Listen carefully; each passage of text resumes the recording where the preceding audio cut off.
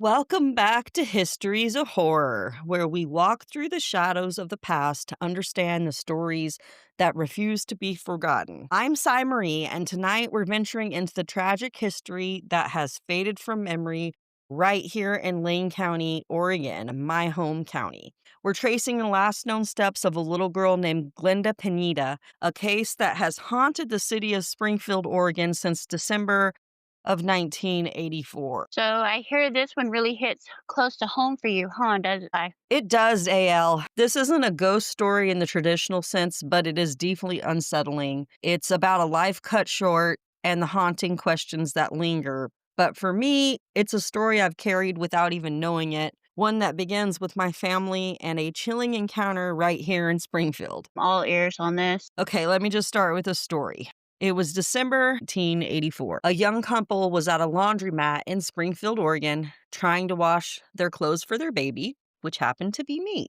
They were just a few blocks away from where a 9-year-old girl named Glenda Piñeda had just gone missing. A strange man who had just put his clothes in the washer approached them. My parents felt immediately unnerved by him, but he kept coming closer. And then he booped the baby girl, me, right on the nose. And this is the same Springfield from The Simpsons. And I just can't imagine wrapping my mind around this. How did you react? I began crying hysterically. My dad got offended and told him to leave my mom and me alone, and the man just chuckled, I guess sinisterly. The thing is, this man was on camera, and the laundromat is still there to this day. My parents, feeling sickened by his behavior, they said that he seemed suspicious, and so they called the cops. They said he felt suspicious and weird, and that they should check into him and what he was washing over the CCTV tapes. A tip from your parents helped lead police to Benny Lee Chaffin. Can you tell us about what came to light after that? Okay, so Glenda Piñeda was 9 years old and she was abducted by Benny Lee Chafin. Her body was later discovered in a dirt lot behind the motel where he killed her. The cause of death was ruled strangulation. It was a case that haunted everyone who saw it. And though it was quickly solved, which is a rare comfort in such a heinous crime, it also shows how little time it takes for people to forget a young, innocent Hispanic girl was abducted, sexually assaulted, and left murdered nearly a block from where she lived. This is so much more than a crime story. For you, it's so personal. How do you feel about Glenda's case after all these years later? So, I mean, there's a lot of things I honestly dislike because with time, things change. And I also got to mention, I am personal friends with someone who happened to be a housekeeper at the motel where Glenda's body was murdered at. And she was at work when the police came. She said there was blood literally all over the room.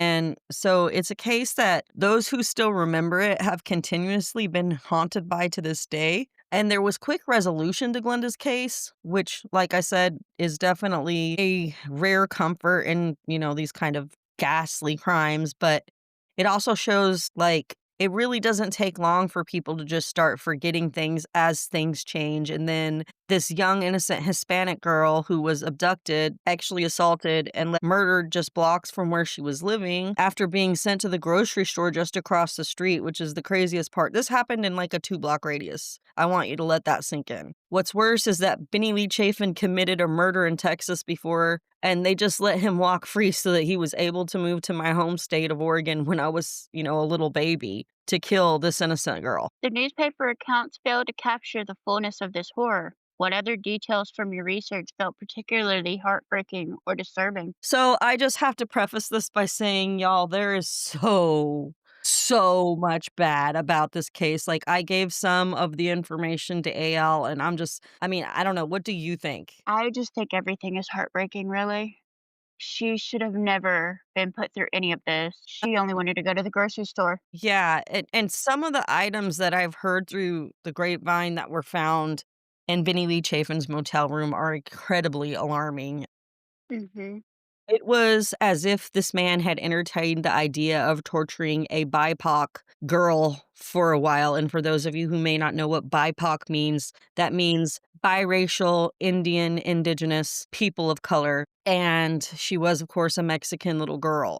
There's a book, according to author Gary C. King, he has a book called Murder Most Foul: True Crime Stories of Murder and Mayhem, and you can find it, and it was, I believe it was released in 2014. This is where I learned the most. I went through lots of newspaper accounts, and I feel like they are very vague. Mr. King was able to get and speak to different prosecutors and people on the case and, like, medical examiners and get, like, really more detail and see the things that were presented to the jury that helped nail him. According to what his book says, investigators found an obscure copy of a pulp magazine entitled Yahtzee. Y'all know that I'm meaning the NA word with the Z and the I in it, right? Okay, can't say that because 'cause I'm afraid it might flag, but I want you guys to understand that it was the Mustache Man's Party that we're talking about right here. It was called Yahtzee Lust, and Mhm. in it were, depictions of explicit bondage-related acts and sadistic torture of BIPOC prepubescent girls. So it was horrible. I wanna say the F word right now. It was absolute. He didn't just SA her, like, in the tech context of just, like, V penetration, like, he penetrated her with foreign objects and the such. Like, the reports are horrible. They are grotesque. They are disgusting. They are the worst of the worst. They really are. So, do you think that implies this was a racially driven crime? My research has brought me to the opinion that this was, in fact, a racially motivated, misogynistic targeting of a Hispanic little girl by a man with the intent to do these things to her and to torture her. So, what do you think about all these years later? Do you think most people in the area are familiar with this tragedy? For the most part, no, because they've gentrified a lot of downtown Springfield all the way into an area known as Glenwood. And I mean, they put like a whole roundabout out there. Like, there's so much that's changed that the entire landscape is different. It's changed so drastically in the decades since Glenda passed away that even the lot that her body was found on is now paved, if you get what I'm saying. Like, it was a dirt, and then when I was a little girl, I remember them putting gravel down, and now it's paved, and I know that my relatives and, like I said, the housekeeper friend of mine, like, they are people that have lived here since at least 1984.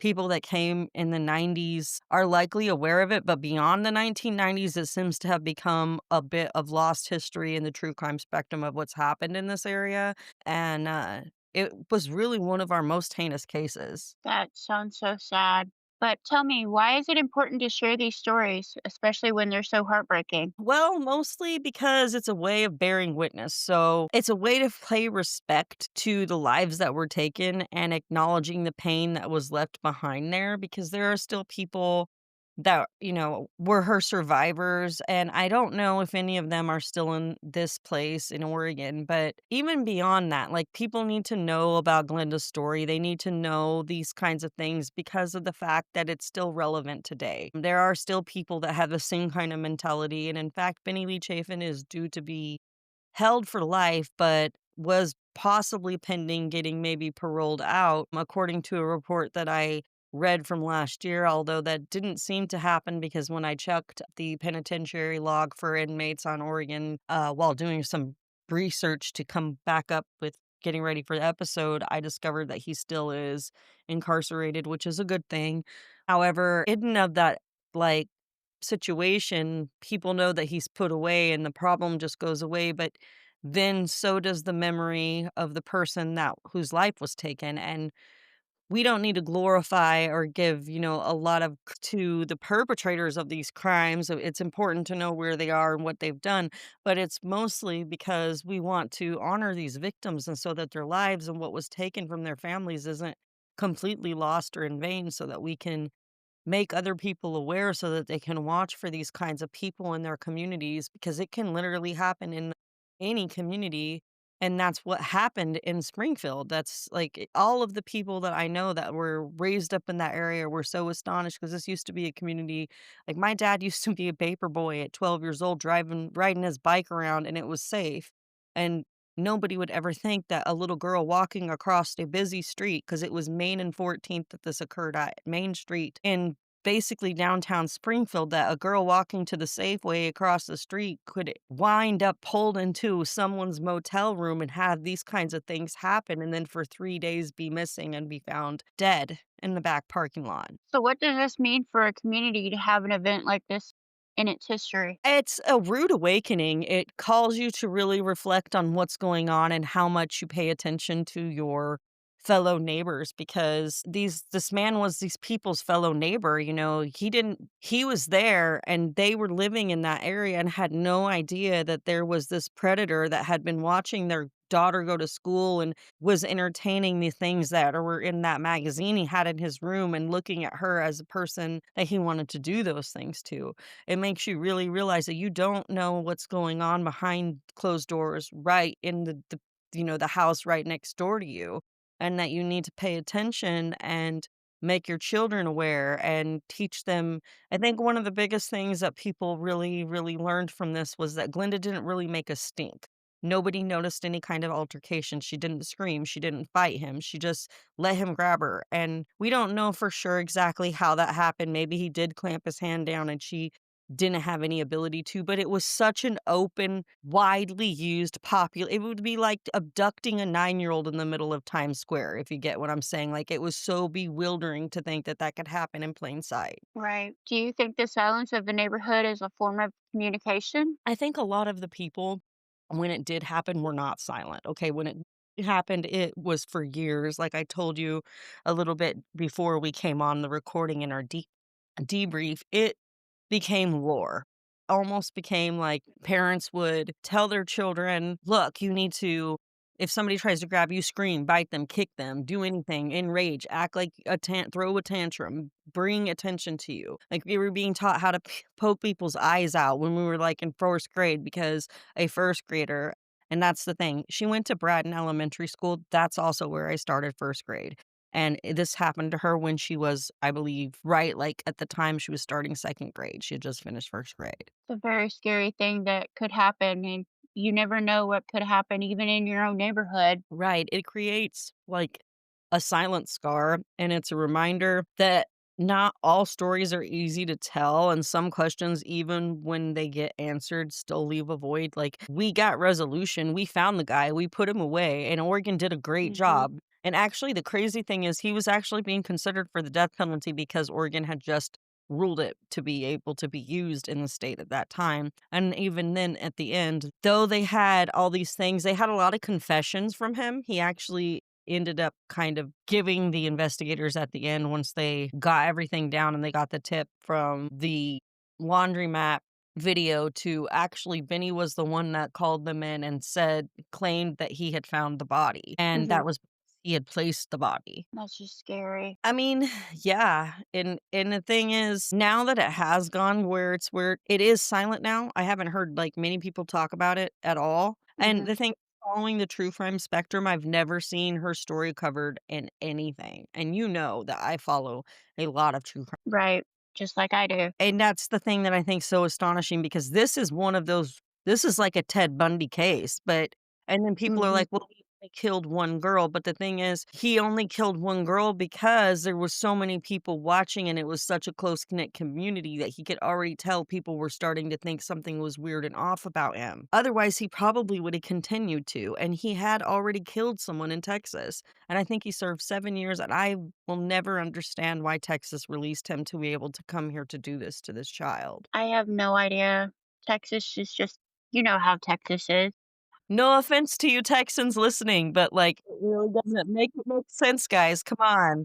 Make this Yeah, one for make real. sense. But, yeah, the silence is where those echoes live, it's the quiet places that we sometimes feel the strangest and strongest imprints from the past, and I know you know what that's like because it's a quiet reminder of what happened there. So, yeah, the story of Glenda Piñeda isn't just a simple ghost story, it's really a tragedy, and it reminds us that the shadows can fall on really any community anywhere at any time, AL. Yeah, and we know that Benny Lee Chafin, a very sick and very perverse sadistic man with racist ideologies, was convicted for his crimes and taking Glenda's life, but over 40 years later, remembering her name and elevating her story is how we can ensure that her life and the pain she left behind are never forgotten. Absolutely, and that was what I intended to do with this episode. I do wanna tease something that, AL and I are really excited about us doing a special episode, and that's actually coming up in 2 days on August the 26th.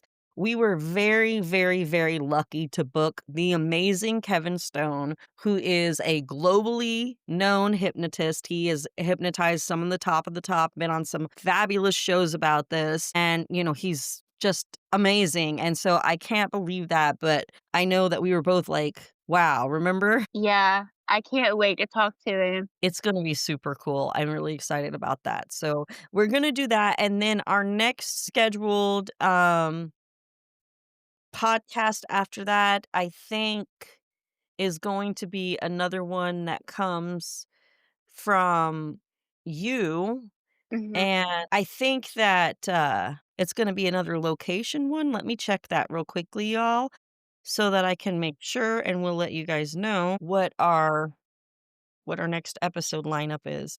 But yeah, if people are interested in learning more about Glenda's case, you can look up that book, like I said, from Gary, and you can do that. And yes, our next one is very exciting, actually. We're going to be doing September the 1st.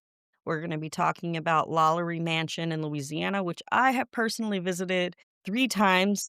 And yeah, we're going to talk about the energy and the history with Lalaurie in the French Quarter, which will be a really fun episode. Yes, which I am so excited to discuss because it's one of the places that I have always wanted to visit. It is on my bucket list, and hopefully, before God forbid something happens to me, I will get to go and visit it. Yes, that is a must do. You can't really go inside, just to point that out. I do know Yeah, that it was bought recently by which ghost hunter was it? Zach Baggins, I think?